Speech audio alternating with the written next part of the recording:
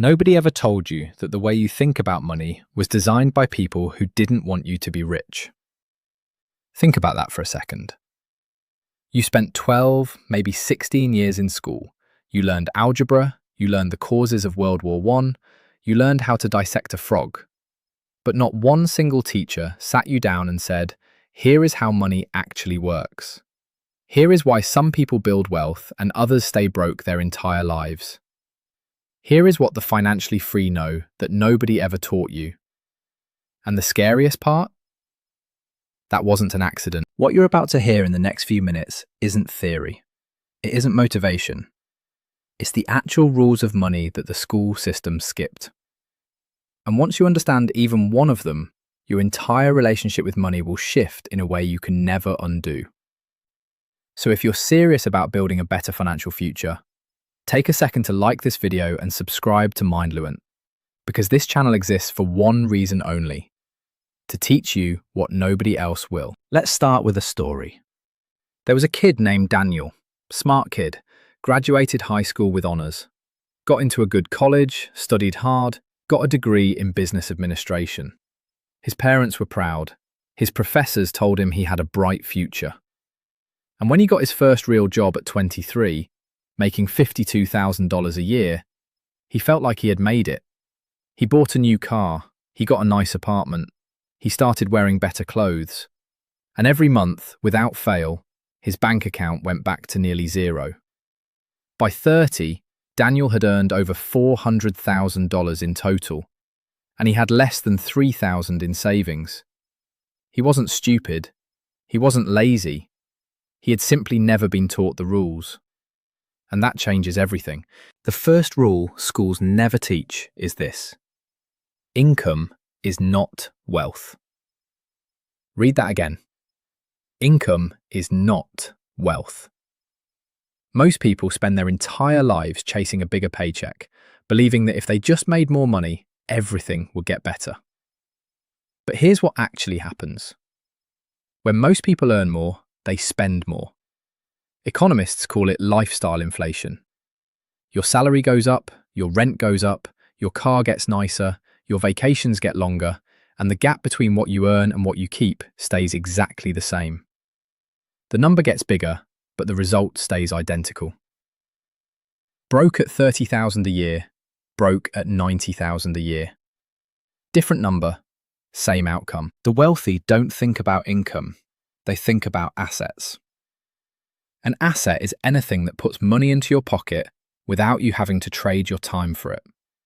A rental property, a business, stocks that pay dividends, intellectual property, royalties.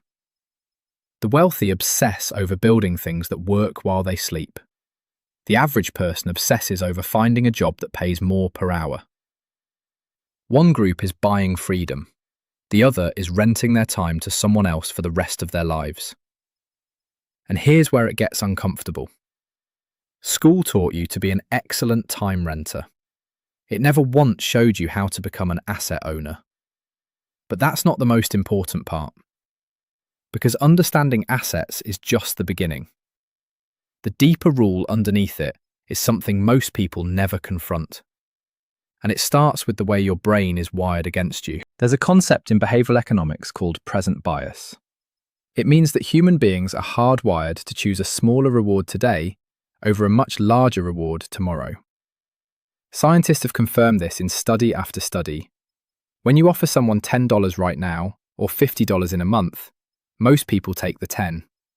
Not because they're irrational, but because the brain treats future rewards as fuzzy and uncertain, while the present feels real and immediate. This is why people buy things they can't afford.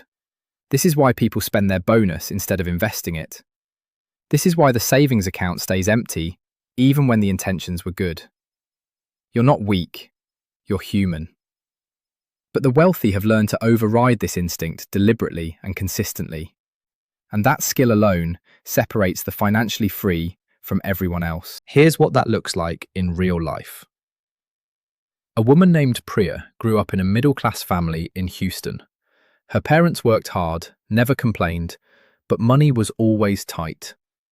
When Priya started her career at 25, she made a decision that seemed small at the time. She set up an automatic transfer of $200 every single payday into a separate investment account she called her future account. She never saw the money, she never felt it leave. It just moved, automatically, before she could spend it. Her friends thought she was being cheap. They were going out on weekends, buying new things, enjoying life. Priya was doing those things too, just a little less. But by 35, while her friends were still living paycheck to paycheck, Priya had over $80,000 invested, not because she earned more, because she made the decision automatic and removed her emotional brain from the equation. That is the second rule schools never teach. Automate your financial behavior before your feelings can sabotage it. Drop a comment right now and tell me, did anyone ever teach you how to save or invest growing up? Because I promise you, most people in this comment section are going to say no. And that shared silence is exactly the problem. Here's where things get really interesting. Because the third rule is the one that makes wealthy people genuinely different. And it has nothing to do with money at all. It has to do with the way they see problems. Most people see a financial problem and think, how do I cut costs? The wealthy see the same problem and think, how do I increase my value? One mindset shrinks, the other expands. One person looks at a tight budget and cancels Netflix. The other looks at the same tight budget and asks, what skill can I learn in the next 90 days that would make me worth twice as much to the market? Both people have a money problem. Only one of them has a strategy that actually works long-term. Robert Kiyosaki, the author of Rich Dad, Poor Dad, one of the best-selling financial books in history, spent his childhood watching two different men approach money in two completely different ways. His biological father, a brilliant and educated man, believed that job security and a government pension were the path to stability. His friend's father, who had barely finished school, believed that financial education and owning assets were the only real path to freedom. By the time Kiyosaki was an adult, one father was financially struggling and the other was a millionaire.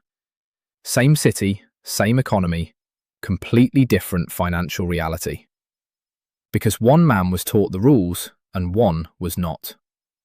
And here's the brutal truth. Your school, your parents, your environment, they all shaped your financial beliefs long before you had the ability to question them. Most of the money rules running your life right now were installed before you were 18. And most of them are wrong. But here's the good news. Rules can be unlearned. Beliefs can be replaced. And identity can shift. Because the fourth rule schools never teach is one that changes everything once it lands. You will never out-earn your self-image. This is not motivational fluff, this is psychology. Research consistently shows that people unconsciously self-sabotage when their financial reality exceeds what they believe they deserve. Lottery winners go broke because their identity never expanded to match their wealth. People get raises and immediately spend more because deep down, they still see themselves as someone who lives paycheck to paycheck. Until you change the story you tell yourself about who you are financially, every strategy, every tip, every investment tool will eventually fail. Not because the tools don't work, because the person holding them hasn't changed. Think about someone you know who always seems to have financial problems. No matter what happens, no matter how many times they get ahead, something always comes along to bring them back to the same level. That's not bad luck. That's identity. The brain is designed to maintain consistency with its self-concept. When your financial results don't match your internal image of yourself, the brain will quietly work to close that gap, usually by returning you to what feels familiar. The way to break this cycle is to deliberately expand your identity before the money comes. Start seeing yourself as a builder, an investor, a creator of value. Not because it's true yet, but because the brain moves toward what it believes is real. And if this is hitting home for you right now, share this video with someone you care about. Not because this channel needs the views, but because there is someone in your life who is stuck in a financial pattern they don't understand. And this might be exactly what they need to hear. The fifth rule is the one that the wealthiest people in the world have used for centuries, and it is shockingly simple. It is this: never spend principal, only spend returns. Wealthy families that maintain their money across generations have a rule that is almost universally observed. They don't touch the base. They build an asset large enough that the returns alone cover their lifestyle. If you have $1 million invested at a 7% return, that's $70,000 a year without touching the original amount. The goal of building wealth is not to get rich and then spend everything. It's to build a machine large enough that the machine's output covers your life, and then you live from the output forever. Most people never learn this because school never taught them to think in terms of machines and outputs. School taught them to think in terms of hours and wages. Let's come back to Daniel, the kid from the beginning of this video. At 30, he had almost nothing saved, despite earning $400,000. But then something changed. A friend gave him a book. Not a textbook, not a course, just a book about how money actually works. And in that book, he read a single sentence that broke something open inside him. The sentence was this: the rich don't work for money. They build things that work for them. Daniel read that sentence 3 times, and then he sat quietly for a long time. Because for the first time in his adult life, he realized that everything he had done, every raise he had chased, every promotion he had worked for, had been the wrong game entirely. He wasn't building anything. He was just running faster on someone else's treadmill. That realization, quiet and uncomfortable as it was, changed his next 10 years completely. He started small. He cut one expense and redirected that money into an index fund. Just one. Then another.